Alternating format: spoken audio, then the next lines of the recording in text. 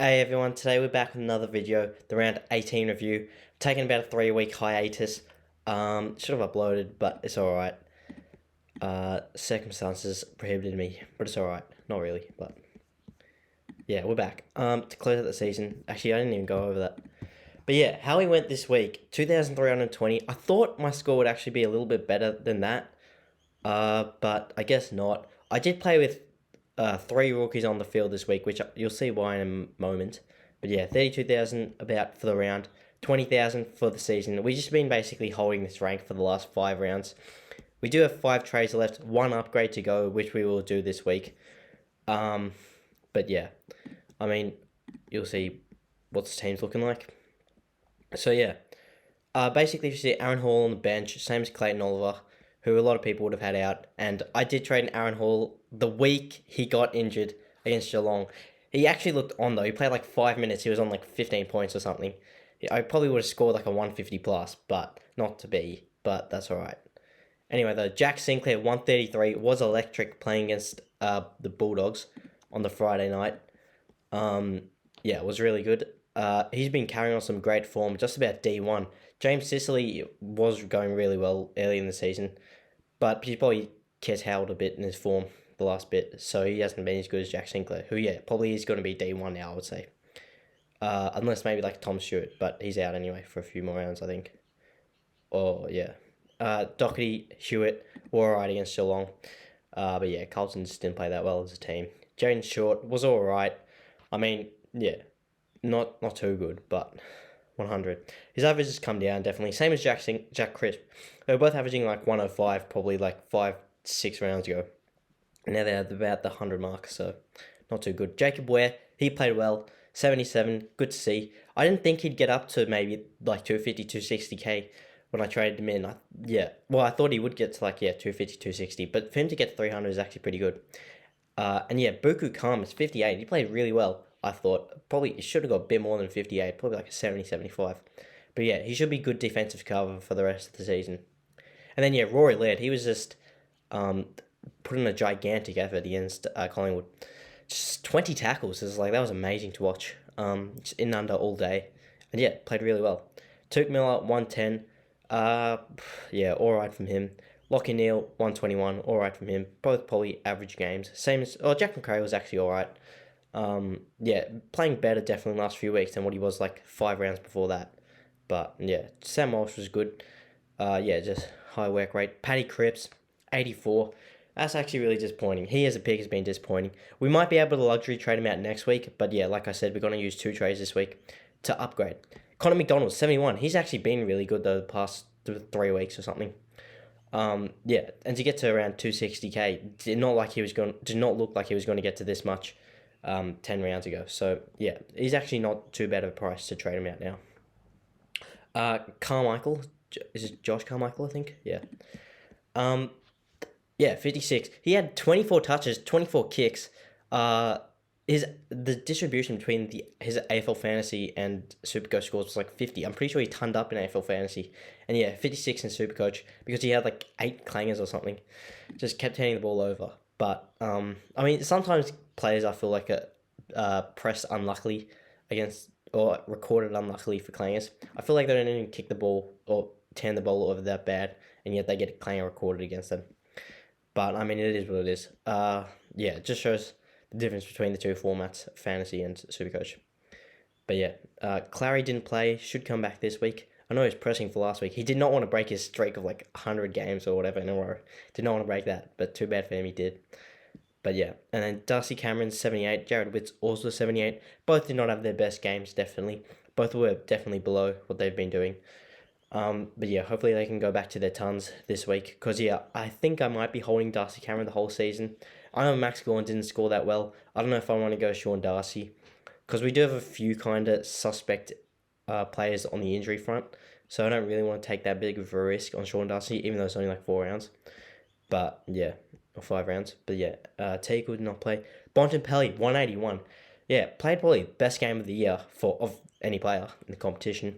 At least his first half. First half was absolutely electric. Intercept marking like Tom Stewart. getting forward, kicking a goal, marks all over the ground. Yeah, getting the clearances, sending clearances, bursting out of there, putting on the lap of his full forwards was excellent to watch. Cornelio 95, yeah, was all right against Brisbane. Tim English, actually really disappointed with him. I thought that, I mean, well, I probably should have known that he wasn't going to keep churning out this like 118 average that he was the first like 5-6 rounds or whatever before he got injured.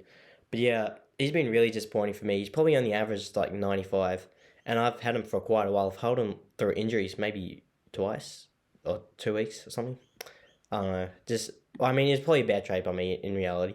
I probably should have known better. But, I mean, yeah, it is what it is. We just got to learn for next year, you know?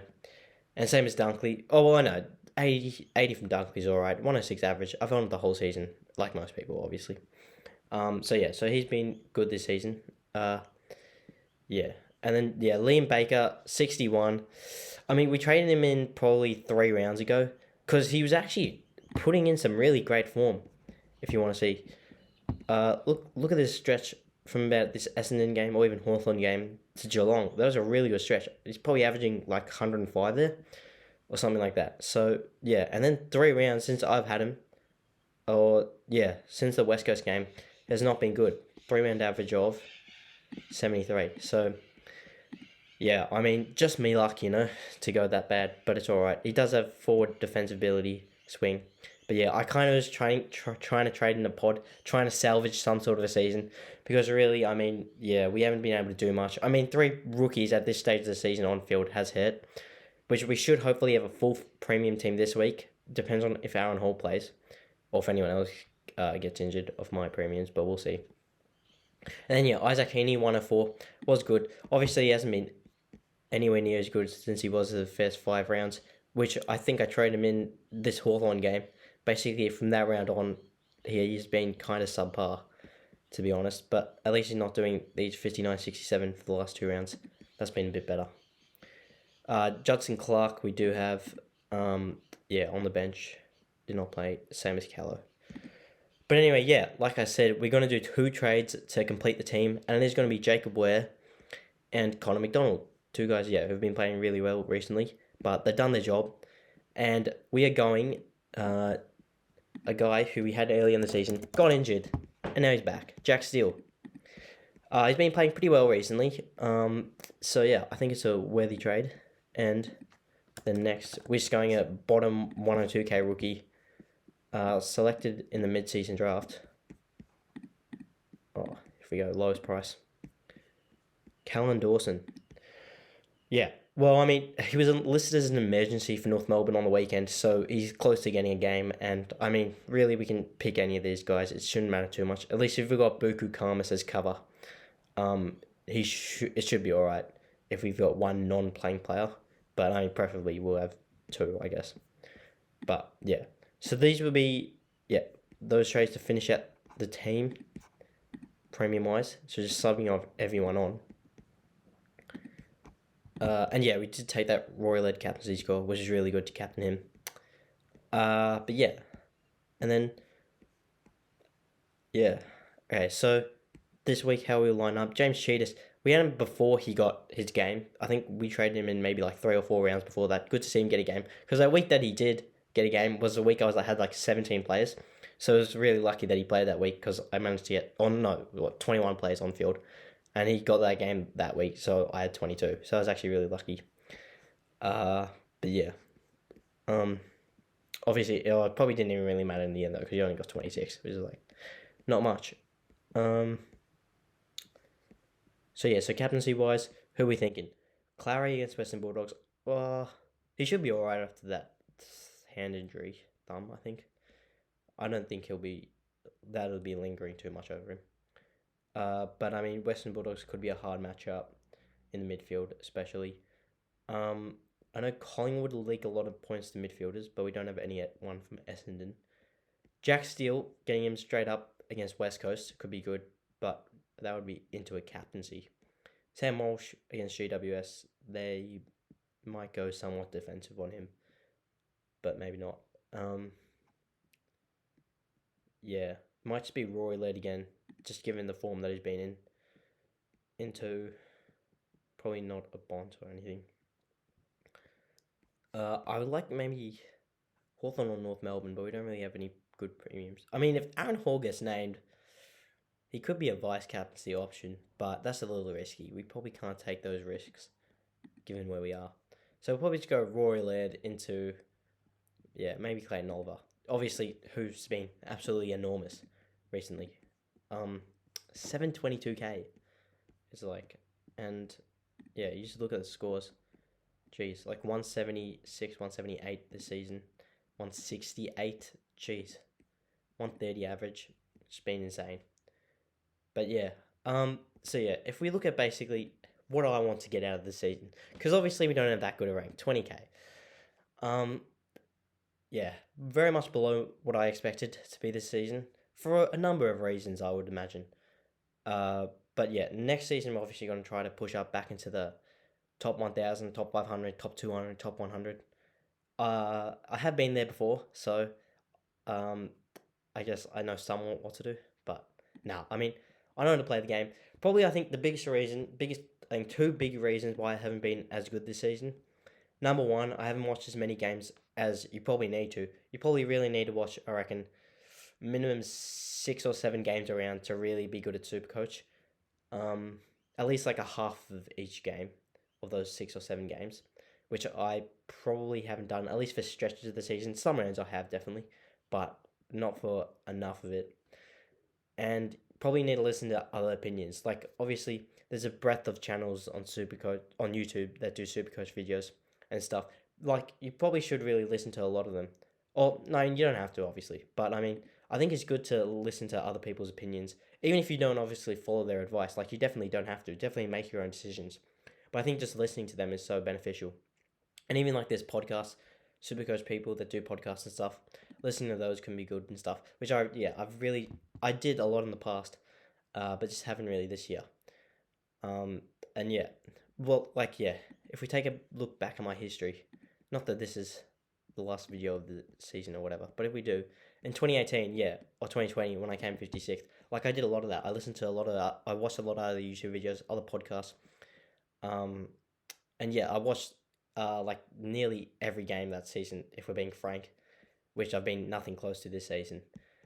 And yeah, you can see why. And then 2021 was alright as well. I finished around 1,390.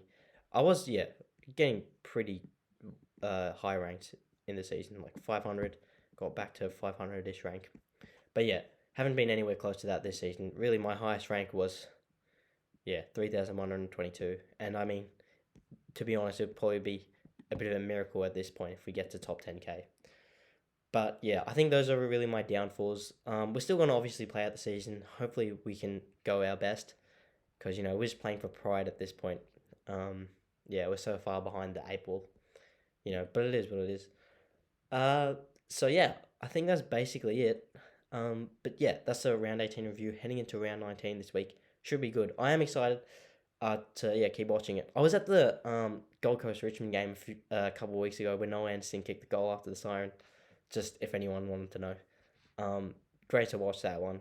First time I've ever seen goal kicked after the siren, so pretty miraculous. And I actually got to see the Sam Day kick to Noah Anderson, which I know was blocked out on TV. So that was pretty good to watch it in person. Even better than the goal itself, maybe. But yeah, very unselfish from him, and great to know Anderson. But yeah, I met Jared Witts that day. Well, after the game, I patted him on the back. I know, big deal. But and I shook Stewie Jew's hand, if anyone cares, which I'm sure you do. So yeah, anyway, that's that though. Thanks for watching, and see you guys next time.